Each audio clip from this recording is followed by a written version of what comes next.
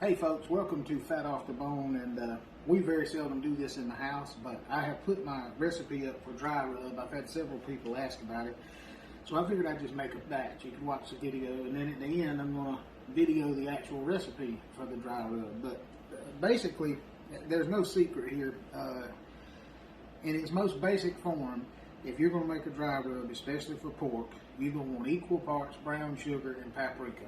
That's the base of it. Everything past that is a matter of taste. Now, I like my barbecue rub a little bit sweet because it makes a really good bark. So I actually don't put the same amount of paprika as I do brown sugar. I use a cup of brown sugar. This is a half cup measure. And then and like I said, most people will use equal parts, paprika and brown sugar, and that's fine. But for my recipe, and you can remember when you do it, if you want to do equal parts, you just do equal parts. But for me, I do 5 tablespoons of paprika. And this actually we pre-measured. This is 2 tablespoons that was left in there. So we got another container here, and we'll do 3 tablespoons out of it.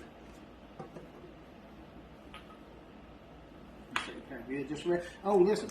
When you do paprika, do not use smoked paprika unless you want to, because smoked paprika has a totally different flavor than regular paprika. Now, I do have some smoked here, and sometimes when I do this, I'll do my 5 tablespoons of paprika, and I'll make one of those smoked paprika. Just know it has a really strong flavor. It's a good bit more expensive than regular paprika, but it is really good. So if you want to do that, you can. So there's 3, 4, and I think I will do 1 tablespoon of the smoked paprika. Now, a buddy of mine, Chris, uses smoked paprika. He cooks a lot of chicken, and he makes a rub for chicken using smoked paprika that's wonderful. I like a little bit of it in with pork. So there's your 2 main ingredients. That's the most important thing. So for me, I like, you gotta have salt and pepper. I like to use Lowry seasoned salt. I just like the flavor of it.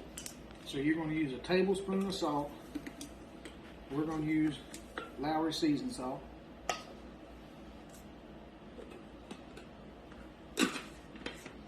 You're gonna use a tablespoon, a tablespoon of garlic powder. I'm not used to measuring this. Normally when I make it, I just pour it in there, but for the sake of this, I'm going to measure.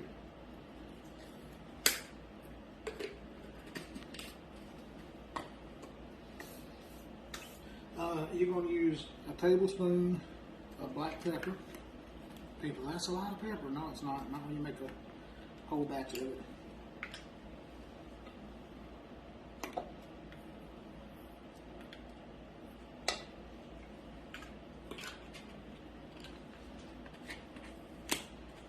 You're going to use about half a teaspoon of cayenne pepper. I don't know how much is left in here, but it's fairly close to a half teaspoon, so I'm just going to put it. Might be a little shy. You're going to use a tablespoon of onion powder. Onion powder. Not onion salt. Don't mistakenly use onion salt or garlic salt, because it'll be so salty you can't eat it. You use your seasoned salt, and then you won't have to use any onion or garlic salt. You just use powder. There's your onion powder.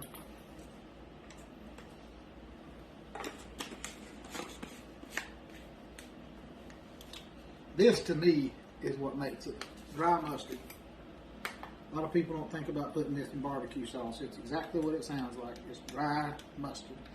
And I'm going to put a tablespoon of dry mustard in with it. Now, there's one ingredient that I didn't get down that I hope I can find very quickly over here, because it's going to call for chili powder. So we're going to grab the chili powder, and we're going to grab that and then add it. It should be good. Yeah, there we go. Chili powder right there. And for the chili powder, you're going to add 1 tablespoon of that as well. So basically, see how easy this is? All it is, you need a half cup measuring cup and a tablespoon, and that's it.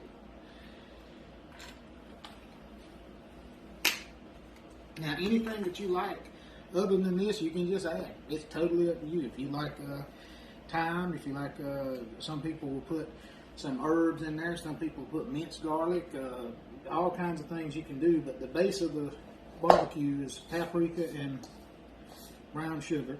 And then I like to just get in there and work out any clumps. And that batch right there that we just made, a cup of each. We'll do a couple of Boston butts if you're going to do a barbecue. Do a lot more chicken than that, and this is good on just about anything. I will give you a little piece of advice. If you like it warmer than this, adding more cayenne pepper will, of course, make it warmer. But when you do that, don't add but about a half a teaspoon at a time and sample it, because you can go overboard with it pretty quick. But basically, that's it. That's the entire. There's your recipe right there. Barbecue rub. That's what it looks like. Now we're going to show you this recipe. I want you to ignore, when you look at this recipe, you're going to see some small T's and some capital T's. Ignore the small ones. Everything is a tablespoon. I wrote it down wrong.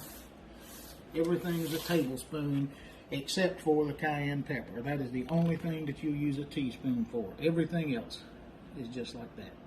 So y'all give it a try. Add to it. Fix it however you like it. Do what you want to. Let me know how you like it. Subscribe to the channel. It's Fat Off the Bone on YouTube. As you know, you're watching now. We appreciate you watching. Thank you.